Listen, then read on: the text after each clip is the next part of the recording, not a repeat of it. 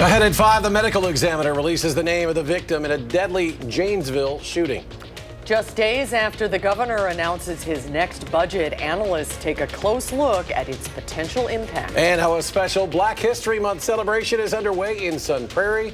We'll take you there, and you're watching News 3 Now at 5. And we begin with a look at your forecast. Temperatures will get warmer as the weekend goes on. But some wintry weather may not be far off. Meteorologist Blaze Keller is on the weather patio. We'll concentrate on this Friday today. It's a great afternoon out there, Blaze. It has been a beautiful Thursday, Friday, and it's going to be a beautiful Saturday, all thanks to the same high-pressure system that brought down that cold air. But it has kept our skies clear, and now that southwesterly winds have taken over, we're back into those double digits. We're down to about 26 in Watoma as well as in Black River Falls, 21 Mineral Point, Platteville, and Monroe, and Janesville, 25 in Madison, 23 for those of us in Lone Rock, 26 Wanakee. It's a beautiful evening. Just grab that coat if you want to head outdoors. Keep in mind, with the light winds out of the southwest, there is still a bit of a wind chill. It does feel like the single digits around Monroe, as well as in the Viroqua and La Crosse area. Winds, as I mentioned, out of the southwest, they are going to be warming us up into those mid-40s by the time we go into Monday, so they're going to be working through the weekend. After settling into the single digits to low teens tonight, we've got to climb into those mid-40s by Monday. We'll talk about the warm-up, how long it lasts, and then talk about a few wintry mix chances in the full forecast. All right, Blaze, thank you. We now know the name of the man who died after his injuries in a Janesville shooting that happened in December. The Rock County Medical Examiner identified him as Taiwan Cannon. The 51-year-old was shot on North High Street. This happened back on December 17th. He later died at a hospital, and police have arrested Deontay Foster in connection with the shooting. He's being charged with first-degree intentional homicide. And the Dane County Medical Examiner releasing the name of an 18-year-old who was killed on Madison's east side. He has been identified as Tyshawn Larry of Beaver Dam. Back on February 13th, Larry died at the scene of a shooting on North Thompson Drive. 2 teens have been arrested in connection with that shooting. Both face charges of first-degree reckless homicide and armed robbery. It's been a roller coaster of emotions for the Franklin family of Beaver Dam as the search for missing pregnant 16-year-old Sophia Franklin continues. Sophia is said to be traveling with 40-year-old Gary Day of Arkansas, the father of her unborn child. They are in a 2014 black Buick LaCrosse with Pennsylvania license plates. Sophia's mother hopes her daughter hears her plea. We love you. We want you home. We want you with us and to be a part of our family again and to experience all the milestones that come with approaching adulthood and finish your education and all the things. There's just so much life has to offer you right now, Sophie. That's what we want. Day faces 2 counts of child enticement and child abduction in Dodge County. He also has a warrant out for his arrest for violating his parole from a child endangerment charge involving his son in 2019. Well, after Tuesday's budget address, analysts are now picking apart the governor's budget draft. Political reporter Will Keneally is here to show us. Will? Well, we've been talking at length about the state's budget surplus. That's extra money Wisconsin has taken in that the state quite hasn't figured out what to do with it yet. Now, we spoke with Jason Stein of the Wisconsin Policy Forum about how the governor's budget may impact that number. I mean, I think the bottom line is this is a very broad, deep document with a lot of changes to taxes and a lot of changes to spending.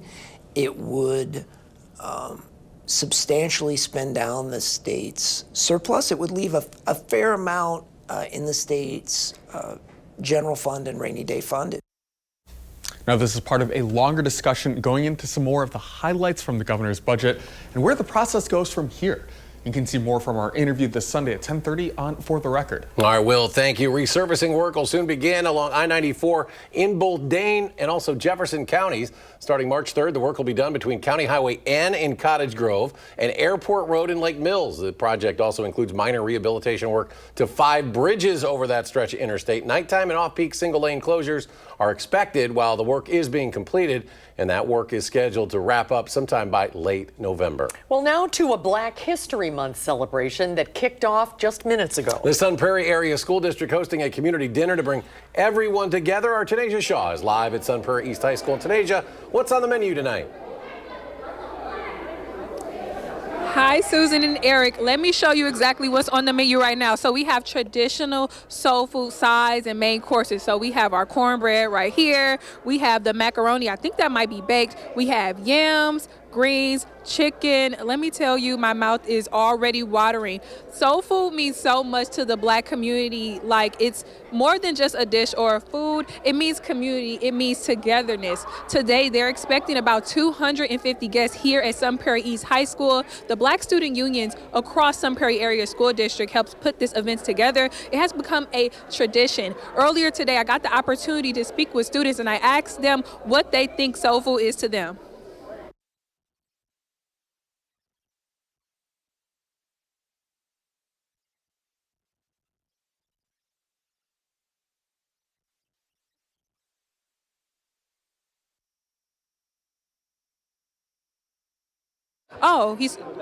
Oh.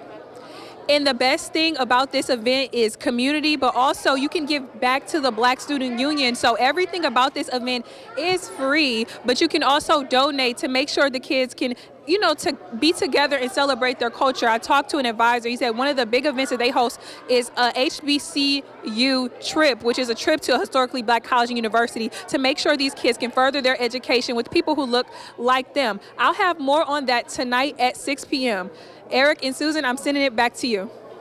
Tanasia, thank you. We apologize for that audio issue there with that tape. We'll try to fix that for 6. Well, today people gathered in Dodgeville for the annual Chinese New Year luncheon, the event hosted by the Central Asian Productivity Center at the China One Buffet. Guest speaker Wang Bodong, the Chinese consul general, came up from Chicago for the event. Dodgeville's mayor says it's a great way to bring people together. It's really, I think, to find ways to collaborate and work together so that we can create a brighter future for everyone in the world. And the opportunities that we can have to collaborate are sure one way we can do that.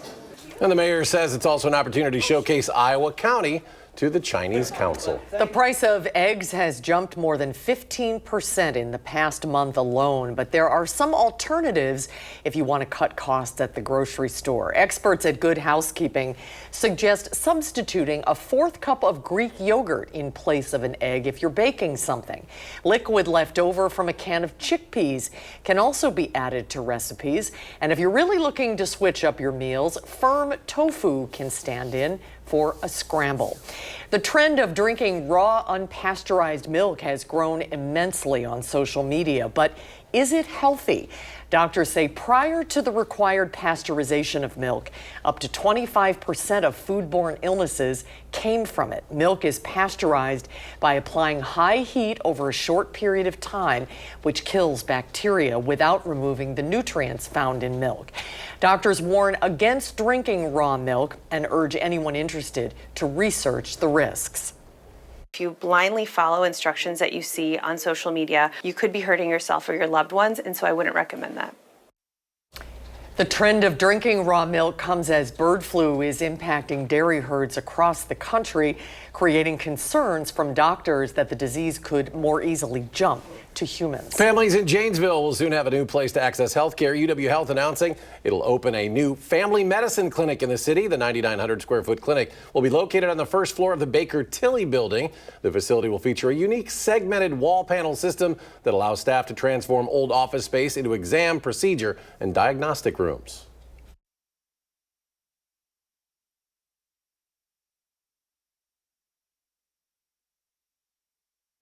Clinic will have 1 physician and 2 advanced practice providers, along with nursing and lab staff, offering pediatric primary care, disease management care, immunizations, and other services. Well, new analysis of over 30 different studies finds that parents actually do play favorites when it comes to their children.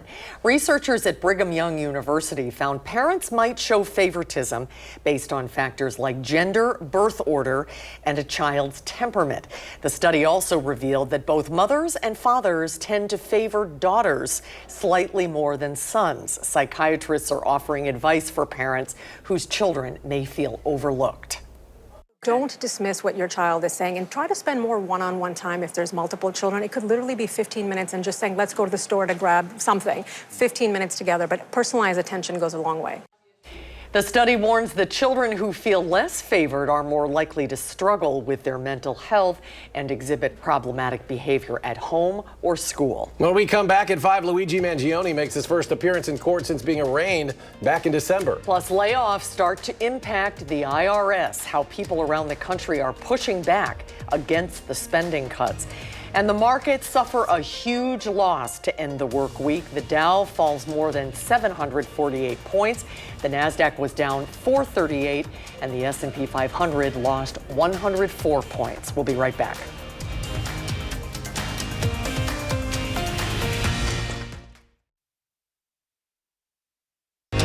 You're watching News 3 Now at 5. The job cuts being implemented by President Trump are impacting federal workers well beyond Washington, D.C. With more than 6,000 IRS employees expected to be laid off nationwide, the president ignored reporters' questions about whether American tax returns and refunds would be delayed as a result of the layoffs. The White House says these government-wide layoffs have been in the works for a while. Should be no secret about the fact that this administration is committed to cutting waste, fraud, and abuse. The president campaigned on that promise. Americans elected him on that promise, and he's actually delivering on it. And some lawmakers are now facing backlash from constituents who are concerned the job and spending cuts are going too far. Georgia Republican Congressman Rich McCormick faced serious pushback at a town hall. In Oklahoma, Congressman Kevin Hern faced similar tough questions during a visit to his home district as well. President Trump is reportedly considering a plan to move the U.S. Postal Service toward privatization. Multiple reports say the Trump administration plans to fire members of the independent government board that oversees the Postal Service, according to the Washington Post. He would put the agency under direct control of the Commerce Department and Secretary Howard Lutnick. A White House official denied the president plans to sign such an order. The U.S. Supreme Court ruled a group of Holocaust victims cannot sue Hungary in American courts to recover property stolen during World War II. The survivors claim artwork, jewelry, and other possessions stripped from Hungarian Jews during the Holocaust were sold, and the proceeds wound up in the U.S. through trade with Hungary. The Supreme Court ruled they cannot sue Hungary in U.S. courts because their funds were mixed with other funds. The suspect in the fatal shooting of a health insurance executive makes his first appearance in court since back in December. Luigi Mangione is facing charges of first-degree murder, terrorism, stalking, and firearms offenses related to the shooting death of United Healthcare CEO Brian Thompson. Prosecutors laid out evidence, and the judge gave the defense until April to respond. The 26-year-old's legal team says he is not being treated fairly. In shackles, he was wearing a vest today. Some looked like I don't even know what it looked like, but a very serious vest with his legs shackled and his arms shackled. Crowdsourcing has generated more than $500,000 for Mangione's legal fees. Legal analysts say if this does go to trial, attorneys will look for jurors who can remain impartial even if they have heard of the case. Major U.S. airlines are challenging part of a new rule for disabled travelers. The rule made airlines responsible for damaged or lost mobility devices like wheelchairs, scooters, and walkers. In a filing with the U.S. Court of Appeals, Airlines for America and 5 carriers argued the rule is unlawful. The airlines want it overturned, saying that some situations like turbulence damaging a wheelchair are beyond their control. The nationwide shortage of Ozempic is over. Today, the FDA said there is no longer a short supply of the weight loss drugs, Wegovy and Ozempic.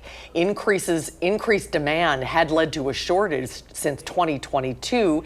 In a statement, drug maker Novo Nordisk said now it is meeting or exceeding current and projected nationwide demand. Pope Francis is expected to remain in the hospital through at least next week. The Vatican says the 88-year-old pontiff is responding positively to treatment for pneumonia a week after he was first hospitalized in Rome. Doctors say it's not clear exactly how long the treatment will take. The Pope is receiving oxygen but can breathe and eat on his own. Doctors will tell the pontiff tomorrow if he can lead the Sunday Angelus prayer service. Now to a look at the weather, and by the time the weekend is over, we'll see temperatures in the 40s. But some light showers, maybe a mix of rain and snow aren't far off. Meteorologist Blaze Keller now with a full story. That's right. Yes, we can kind of get a whole mix of everything. The warmer temperatures and truly that rain-snow mix. We got a couple chances over the next 7 to 10 days, but before our first chance arrives, we climb into those upper 30s to low 40s after a quiet night and a quiet Saturday as well. That same Arctic high that cooled us down is also going to be helping warm us up as we go into the weekend. Southwesterly winds have already taken over, and that southwesterly wind component really does tap into that heat just a little bit better than southerly winds and even southeasterly winds. And they're going to be working throughout the weekend. So as we go into your Saturday with the sunny conditions, we'll climb into the upper 20s to low 30s. On Sunday, a little bit more cloud cover, but we'll still be in those upper 30s to low 40s. Our first system moves on through the area starting Monday, but we don't really see any of that rain-snow mix chance until Monday night into early Tuesday. Monday looks like it's going to be the warmest over the next 7 to 10 days. This low pressure system is only going to further pull those southwesterly winds and drag up that warmth just enough to get us into those mid 40s. So we see that chance Monday night into Tuesday, mainly along the Illinois and Wisconsin border there. Could be a rain-snow mix just because of our temperatures. And then as we jump ahead to Wednesday and particularly Thursday of next week, that's when it looks like a better system is going to move through the Midwest. Starting early Wednesday, we'll kind of get the warm front end of this, that rain-snow mix. And then as this low-pressure system slowly moves out of the Midwest, we see the back end of that, probably more snow than rain as northwesterly winds take on over. But for folks wondering how much snow we could get, we might not really get a whole lot of it. We might see more of that rain than snow, as most of that cooler air is sitting off to our north and east. So a lot of that snow is likely going to fall off to our north and east. This is looking through the weekend into at least Monday night. If we extend that out even further, totals look to be less than an inch. Clipper systems typically don't have a lot of moisture with them. But what these clipper systems are going to do is they're going to pull up each time they move through just that little bit more of warmth. So we'll go from the low 30s tomorrow to the upper 30s to low 40s on Sunday as that first clipper moves on in. We sit under southwesterly winds, so that allows us to climb into the mid 40s on Monday. That second system moves on through, cools us down a little bit, but we still stay in those upper 30s to low 40s, so at least Thursday. And then when that second clipper system moves on through, northwesterly winds then again cool us down as we round out next week and go into the start of March. But for the short term, we're looking at high temperatures anywhere from a few degrees to about 10 degrees warmer than where they should be for this time of year. It's only towards the end of our extended forecast that we maybe tap into more of those winter-like temperatures as we kick off March. So for folks who've been waiting for the warm-up, it is here. It arrives starting on Sunday, really. We'll slowly get there tomorrow, but we got to get those southwesterly winds to work. And they do. We get the payoff on Sunday and then further into Monday. Again, snow totals, rain totals don't look too impressive with those two systems, but we'll still keep a chance, especially Wednesday into Thursday. We do look to quiet down with a few flurry chances by that following weekend into that following Monday, which is the start of March. Let's quickly take a look at traffic here as we continue to make our way through the 5 o'clock hour. There does look to be a few little accidents around the Beltline there just before 39, just to the east of 51. On the southbound lane, it looks like maybe, or the westbound lane on the Beltline, as well as up there near Burke, just outside of the airport. But if you're heading off towards Janesville and north into the Dells on this Friday evening, it doesn't look like there's going to be any accidents in your way. All right, Blaze, thank you. Next at 5, a seal found on the streets of Connecticut. The work being done to release him back into the wild.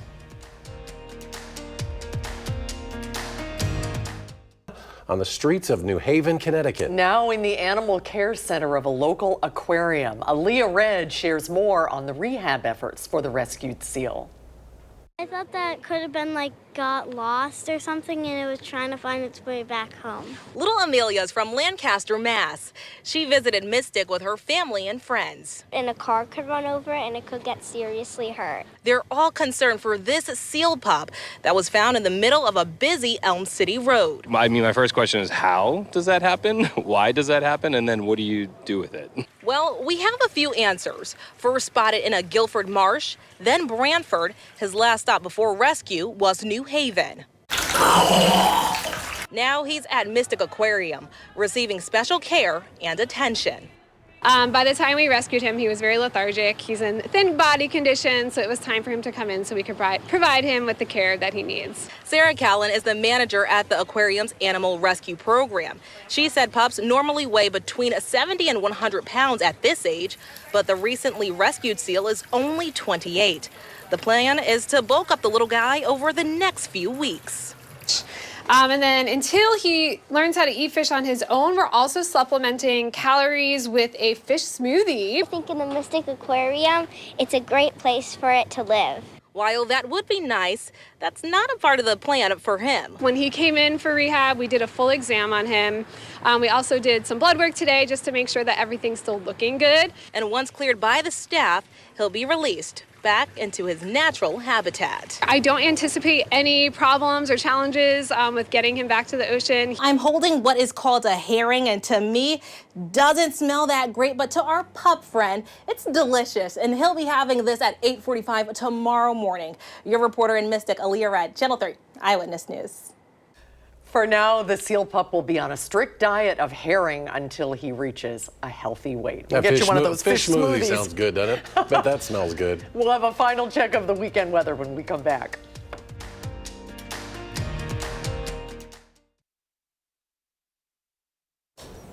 Well, finally at 5, a dog in Whitefish Bay was lucky to have the help of 2 officers. Oh, the poor guy. His head got stuck in a jar, a plastic treat jar. Sounds like something my dog would I was do. just going to say that. The dog's owners arrived to the city's police department with an unusual request. Could the police please free their dog from the plastic jar on his head? Now, his owners say Murphy was trying to get the last milk bone. Well, it sounds like a lot of dogs we know. Yeah. When the head got stuck in there. After some struggling, Murphy was set free, and he went home with just a little scratch on his ear and a lesson. Control those impulses. I bet he didn't learn. How did they get it off of They never learn, there? do they? Do they just put a little I don't know. Butter. butter or something? Yeah. I don't know. But I'm glad he's out. Yep, he's free now. Final check of the forecast, please. Sunny conditions for your Saturday. Bit breezy at times, upper 20s to low 30s, pretty seasonal. And then we're back into those upper 30s to mid 40s. Sunday, Monday, Tuesday, Wednesday, and Thursday of next week with a few light wintry mixed chances on Monday into early Tuesday. But I think the best chance will be Wednesday to Thursday. But that still looks pretty light for now. And then we'll eventually cool back down into the 20s by the start of March. All right, we're back in 30 minutes for News 3 Now at 6. The CBS Evening News is next.